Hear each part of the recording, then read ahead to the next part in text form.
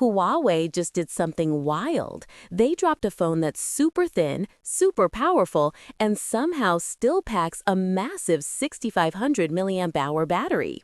Yeah, this is the Huawei Mate 70 Air, and it might just be one of the most impressive designs we've seen all year. Let's check it out. So first, the design. The Mate 70 Air is only 6.6 millimeters thin, which is absolutely insane when you realize it's housing that giant battery. It's built with a sleek glass-metal combo that feels premium, comes in elegant finishes like feather white, obsidian black, and this really cool gold-silver gradient. Up front, you've got a 6.8-inch LTPO OLED display running at 120 Hz refresh rate and around 1.5K resolution, sharp, smooth, and bright, perfect for Netflix, YouTube, and scrolling through your feed.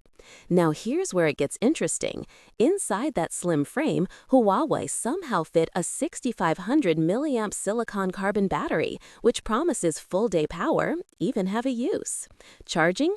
You get 66-watt wire charging, which takes you from 0 to around 70% in under 30 minutes. Not bad at all. Powering it all is Huawei's new Kirin 920 chip, paired with up to 16 GB of RAM and 512 GB of storage. It's not meant to crush Snapdragon 8 Gen 4 flagships in raw speed, but for everyday multitasking, gaming, and content creation, it's buttery smooth. The Mate 70 Air also brings a surprisingly capable camera setup: 50MP main sensor with optical stabilization, 12 megapixel, 8 megapixel, and even a color sensor for better tone accuracy.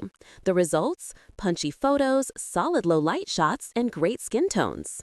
On the software side, it runs HarmonyOS NEXT, Huawei's own system, smooth and polished, but here's the catch: there's still no Google Play support, so if you relied on Google Apps daily, that's something to keep in mind. So here's the bottom line: the Huawei Mate 70 Air is an absolute design statement. Ultra-thin, big battery, gorgeous display, it proves slim phones don't have to compromise anymore.